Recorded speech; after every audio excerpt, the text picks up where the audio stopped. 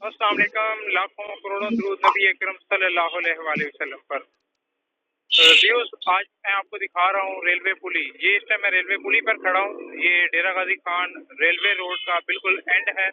यहाँ से आगे ये सीधा रास्ता घास मंडी की तरफ जा रहा है। ठीक है, रेलवे लाइन क्रॉस करता है और आगे फिर उस तरफ चला जाता है। ये जो बिल्कुल सामने मेरे रोड है इस टाइम, ये आगे बिहारी कॉलोनी को जा रही है। यहाँ पे आगे कॉमर्स कॉलेज है, वो आप देख सकते हैं।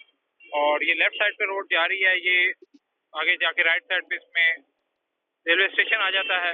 फिर लेफ्ट साइड पे चिड़ियाघर आ जाता है। फिर राइट साइड पे इसमें सर्किट हाउस आता है और इसी तरह सरकारी buildings, DPO house, DC house, AC house, ये सारे कमिश्नर हाउस, ये सारे इसी रोड पर है। रैन पर ये रोड जाकर कॉलेज चौक को मिल जाती है।